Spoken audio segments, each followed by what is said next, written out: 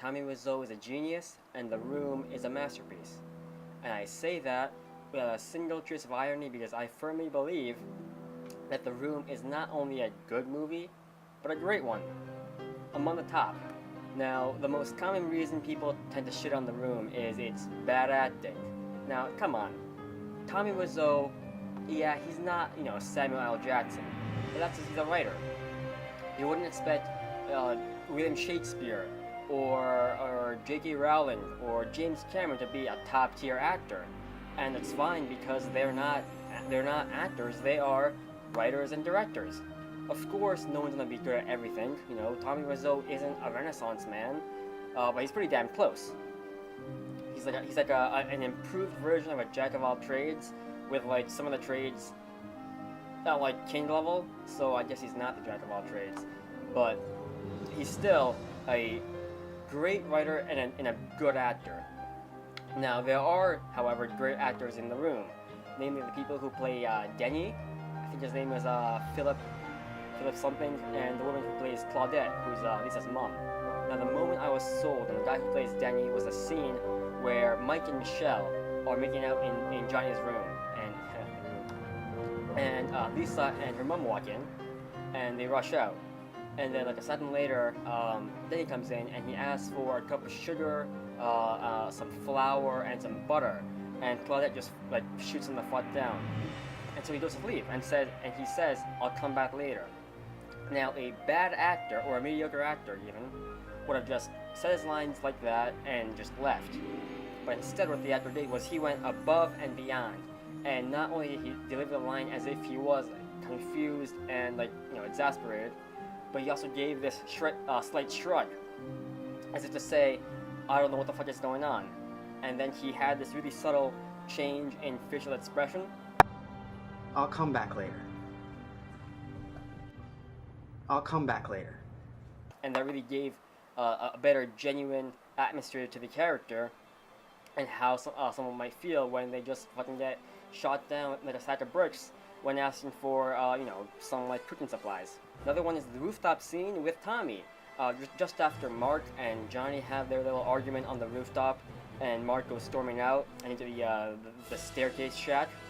Danny comes out at the same time, and what happens is that Mark shoves past him when he goes to go down the stairs. Now again, a bad actor or a mediocre actor would have just, walked past the guy and taken the shove. But Denny, again, goes above and beyond, and he has this what the fuck, man, sort of body language, right? An expression when he does that. It makes the character seem a lot more genuine and realistic. And it's not something a bad actor, or even a normal actor, would do. I mean, that is some Heath Ledger tier shit. This was probably improvised.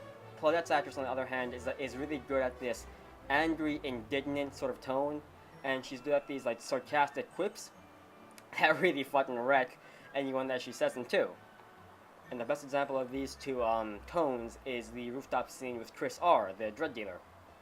And once Claudette and Lisa find them on the roof, and Tommy and Mark take Chris R. to jail, Lisa and Claudette just start shitting on Denny just constantly for taking drugs and owing money to Chris R. And it's here that she gives these two great lines, where she just does this great job of this indignant, angry grandmother figure, where she says, "Oh, someone has to do something around here and discipline Denny and have him not do stupid shit." Somebody had better do something around here. And the other great line in the same scene is when she says, "A mistake that he takes drugs."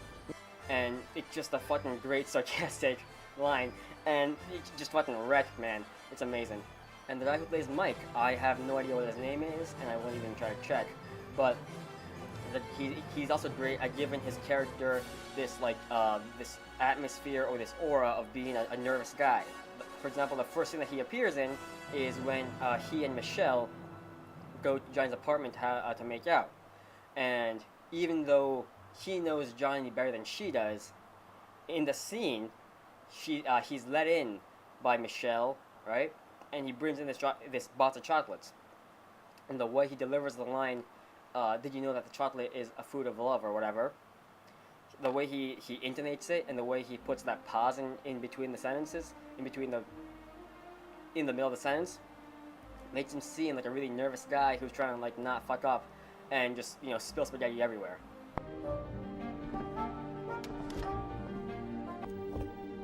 Did you know that chocolate is the symbol of love? And I'm pretty sure this wasn't in the stage directions because it's a pretty specific action. And so it must have been the actor's improvisation or ad-libbing, right? But he takes the second piece of chocolate like right after they've like bit off half of the first piece of chocolate. And so when he goes for it, they're still chewing on that first piece of chocolate. And so it gives that character that sort of like rushed, nervous feeling of a guy trying to not spill his spaghetti everywhere, but then failing and just filling the floor with just meat sauce and meatballs and spaghetti.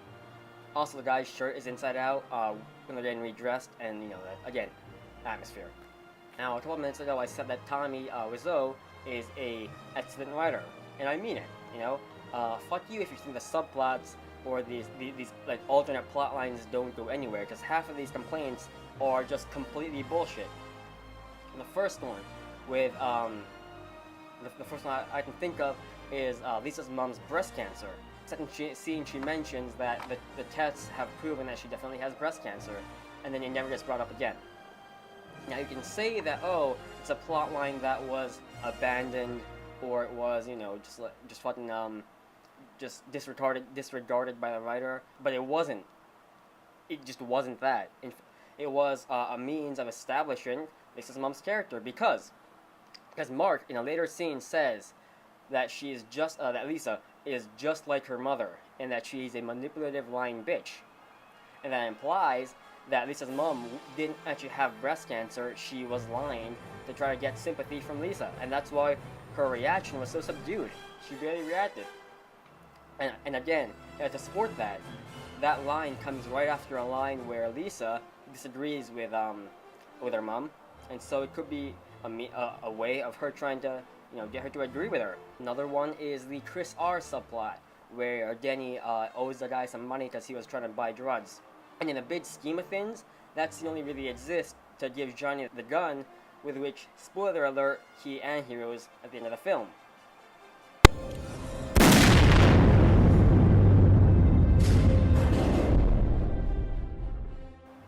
But it's not as if Tommy Wiseau completely ignores that scene forever, because later on, when Denny and Lisa walk into the apartment, there's this really short shot of Denny, like, opening the curtains on the window and peering outside. You know, the only reason that he might do that is because he still thinks that a drug dealer is on his tail, is tailing him and wants to, you know, fucking kick his ass. Aside from that, there are subplots that work. For example, there's the short subplot of Denny conquering his problem of being in love with Lisa for like the wrong fucking reasons. Now at the start of the film, Denny is being super fucking creepy, you know, saying, "Oh, can I kiss you? You look great in that red dress," and then he jumps on Johnny and Lisa about, like, you know, in this like weird kind of foreplay, and it makes him seem kind of retarded. But that subplot gets resolved, and it leads to Denny's character development. Again, you know, a vital piece of any good film. Also shows and not tells how Johnny is a good father figure in the way that he's good at talking to people and helping them with their problems. And that, you know, that doesn't just extend to give them money or paying for their tuition or whatever. And not only is the overall story cohesive and well written, it has these like motifs and themes.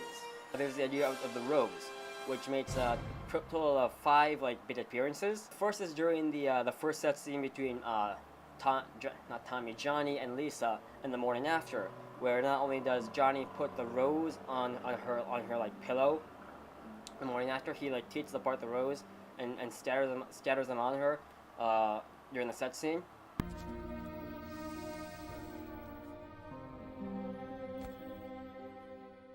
The second appearance is a bit more abstract, because in the set scene with Lisa and Mark, in the first one, the lyrics of the song, which by the way, there are 4 big set scenes during the movie, and each of them has a unique song, and not even like royalty-free songs that they like ripped off of iMovie or whatever. No, these are legit songs that were written for the movie. That's some dedication, man. Yeah, and so the roses are part of the lyrics in the song that plays in the background during Mark's first set scene with Lisa. The third appearance is in the flower shop where Johnny buys the bouquet of flowers and takes them home to Lisa, and gives them to her. Yeah, can I have a dozen red roses, please? Tying into that, there's a very brief shot of the roses sitting in a vase between Johnny and Lisa during the second set scene, but they're a lot less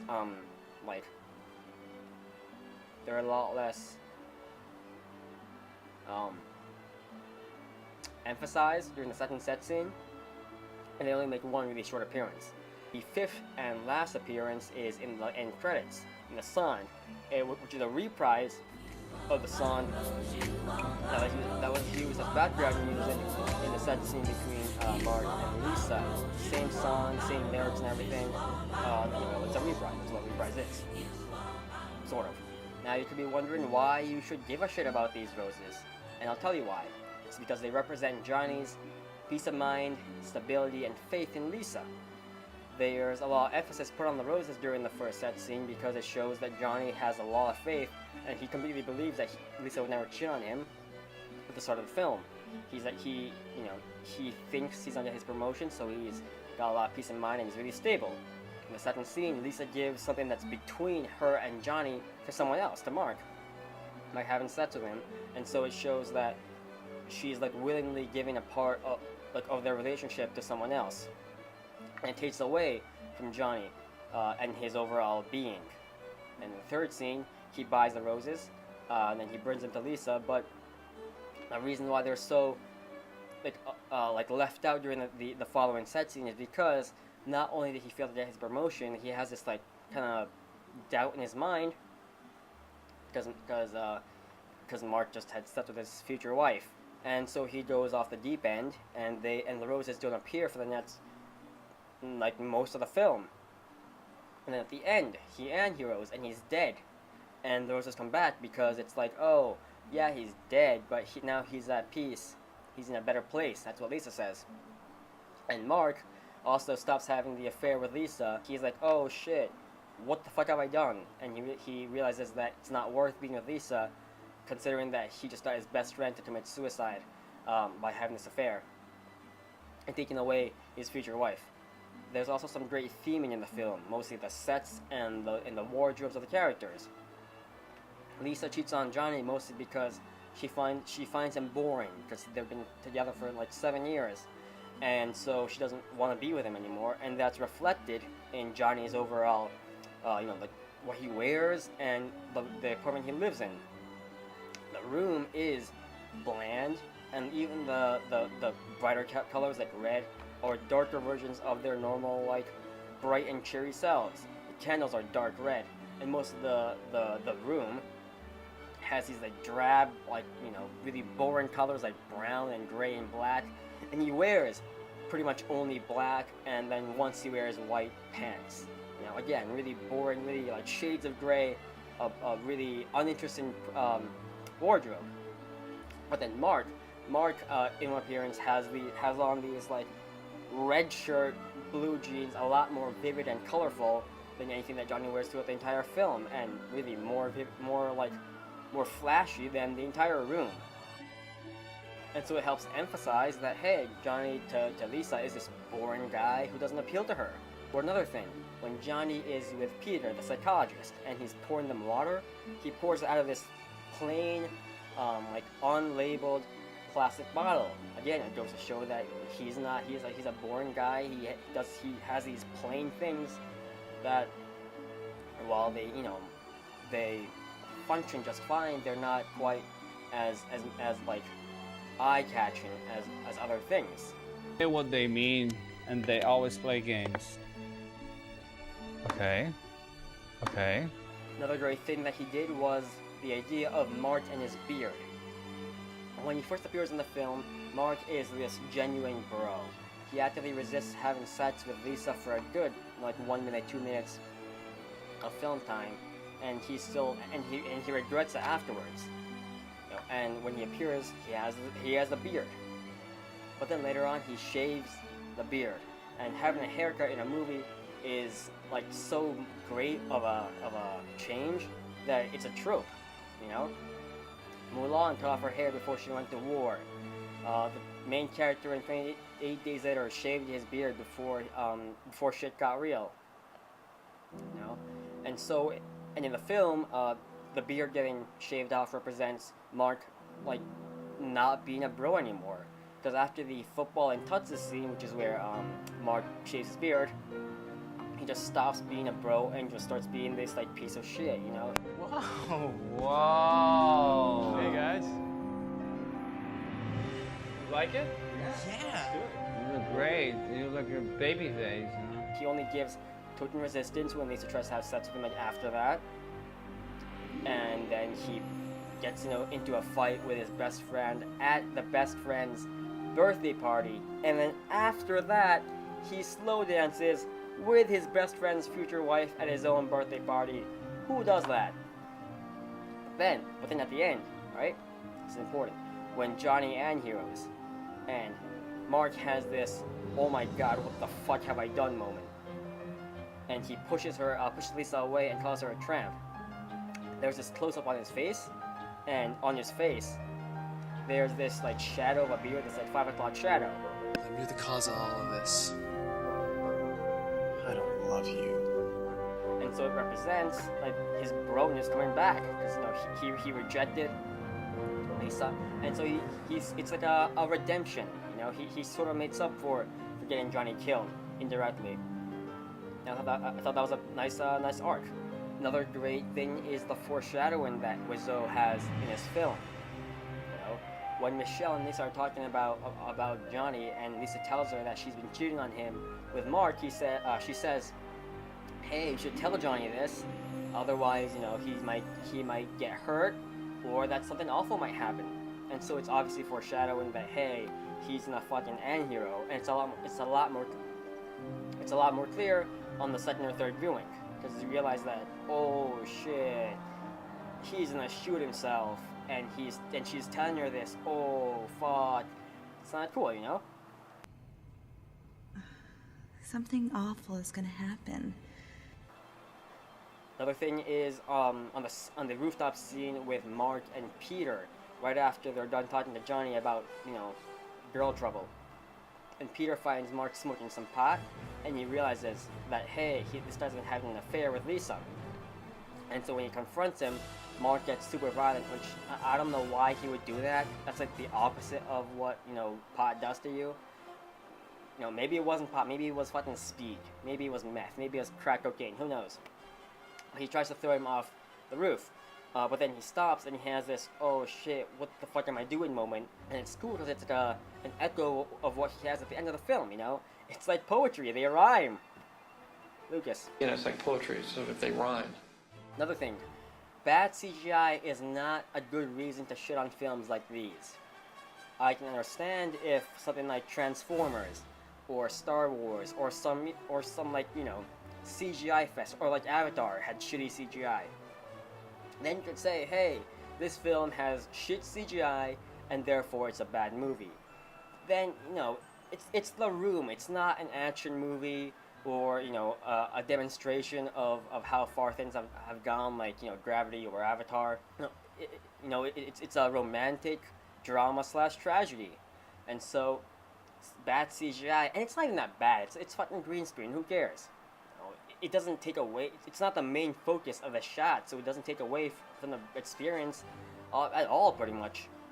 Like you wouldn't expect a printer to hold your Tupperware that well. Like you could say, hey, this printer doesn't hold my Tupperware the way I want it in the right orientation and the right angle, but it's not a genuine reason to shit on the printer as a whole. On the flip side, if a Tupperware container held your Tupperware badly, then yeah, it would be a reason to say, hey, this Tupperware container is bad because it can't hold my Tupperware. But if the room were a printer, and Tupperware was CGI, and a Tupperware container was a movie like Star Wars or Star Trek or Avatar, or Gravity, or fuck, I don't know. You can't say, hey, the room is shit because it can't hold my Tupperware the way I want it. It's not what it was designed for. It was designed to print paper. And so, you judge it based on its ability to print things, not hold Tupperware. You judge the room based on how good its story is, which by the way, it's excellent, and how good its actors are, which by the way, they're excellent, rather than their CGI. In a movie like The Room, CGI should be at best a footnote. You know, like a little like side note at the end of saying, hey, oh by the way, the CGI in this movie wasn't that great. Yeah, so what? If it doesn't take away from the experience that much, which it doesn't, and leave it alone, who cares? It's a fucking green screen. Everyone has green screen these days. If you'll complain about green screen, complain about Star Wars. In fact, the green screen in The Room took away from the film a lot less than the green screen in Star Wars. Even in similar scenes, the actors' good acting in The Room made up for the green screen, while the more like weird and like alien performances in Star Wars made the green screen more like, you know, noticeable. For example, like in the scene where Johnny and Denny solve Denny's problem with having a crush on Lisa, you know, in spite of having a girlfriend. The main focus of that scene is the two characters and their interactions, and them throwing the football around. And then you compare that with a scene where Anakin and Amidala are having a conversation in their like room or whatever in Revenge of the Sith. And like the acting in Star Wars is like, it's just so much worse. The interactions just don't work nearly as well because they're a lot less relatable. And so your mind wanders to the fucking shitty background and how it doesn't make sense that, you know, if there was a war going on, you would still have this like these high-rise buildings, or you know, like, or you'd be even having a conversation like this in the first place, when your concern should be, hey, you're getting that killed. Go on. She's beautiful. She looks great in her red dress.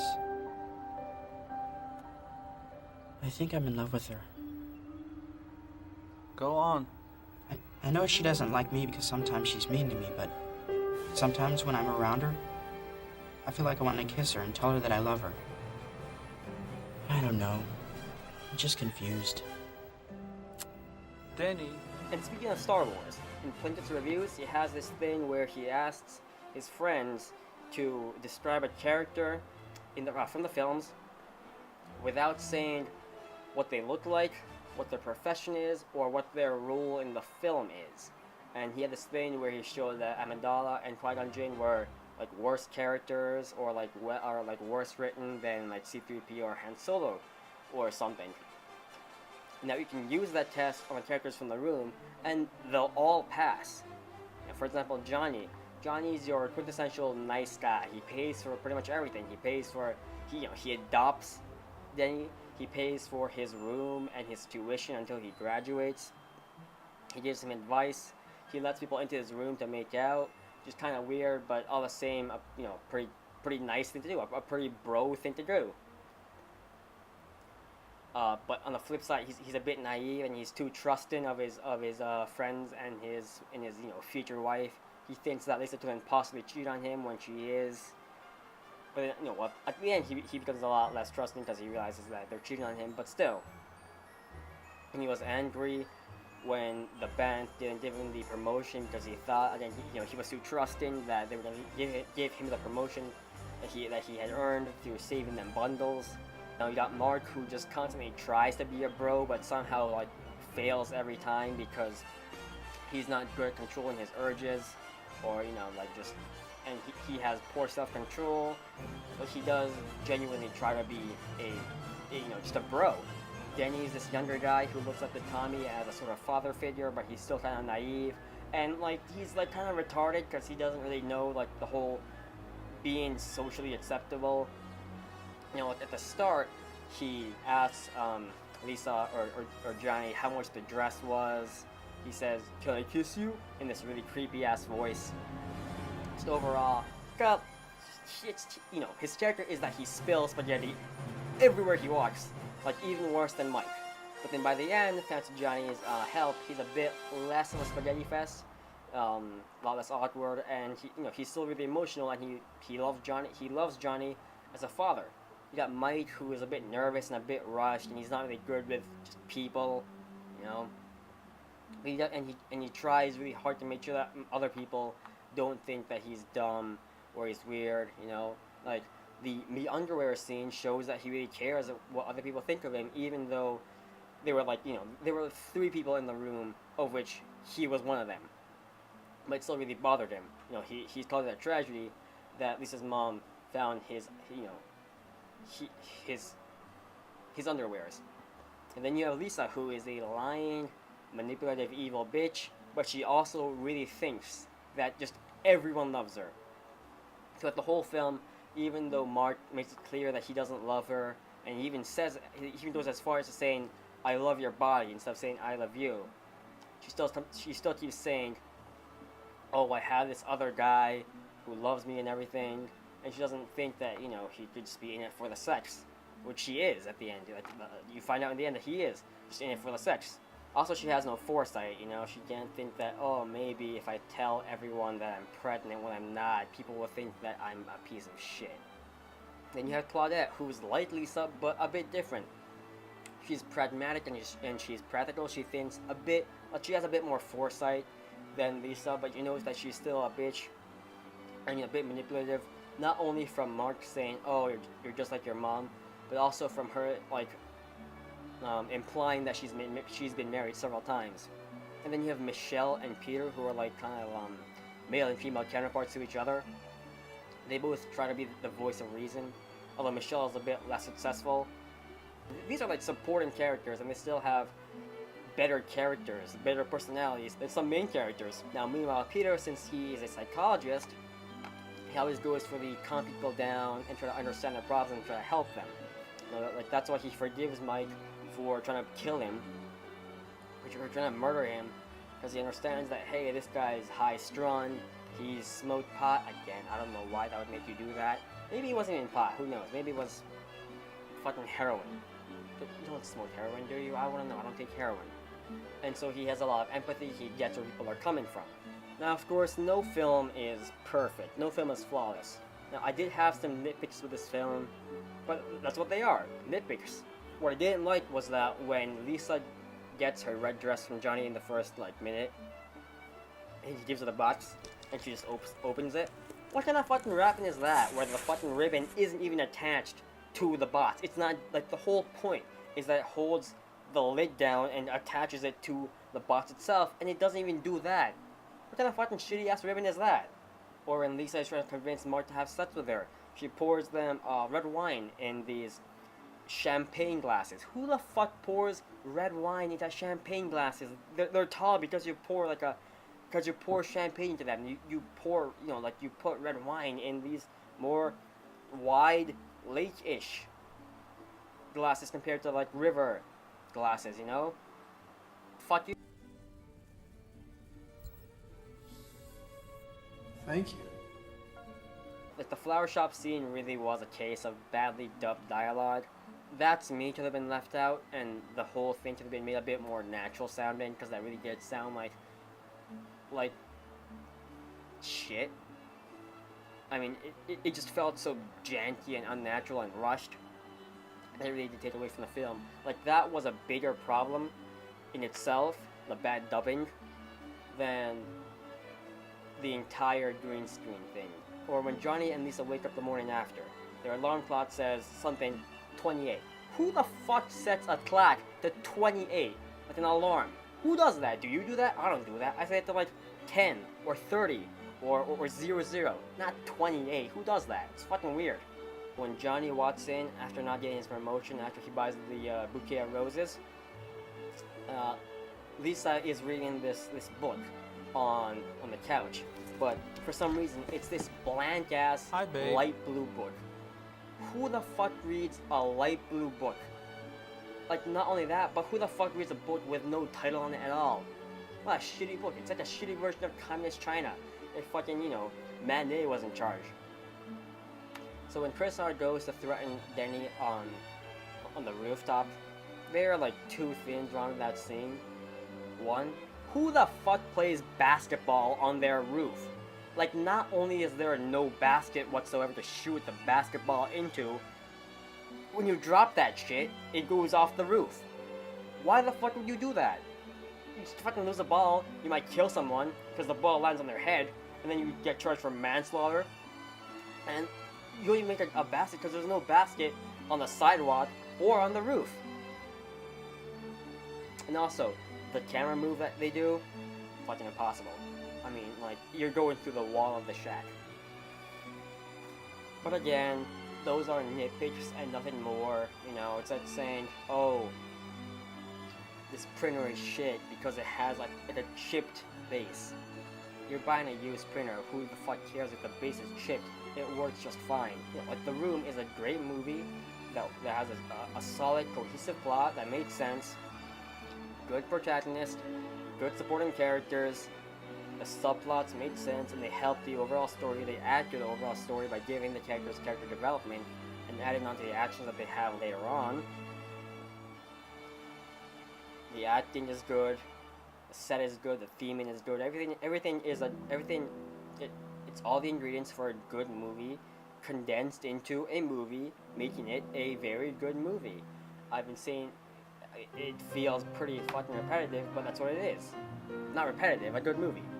This film cost, like, what, $6 million back in 2003? There are films out there that cost hundreds of millions to make that I wouldn't watch even half a time, that I haven't watched, and that I wouldn't rewatch. The Room, I've seen a good 10 or 15 times, and I'll still rewatch it and enjoy it over and over again because it's a good film and it's enjoyable to watch. And that's what counts at the end, you know? If a film is enjoyable, if you get enjoyment out of watching the film, that's great. If you can rewatch it again, that's even better.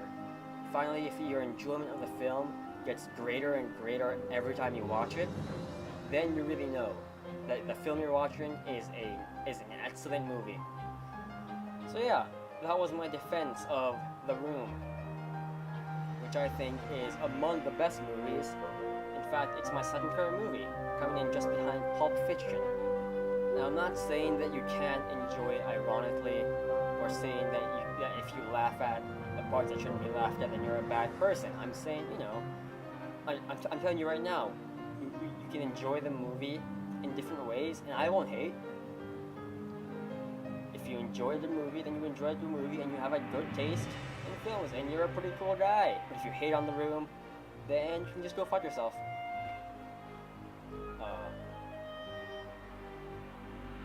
Yeah. So thanks for watching. Until next time, I'll see you guys later. Bye.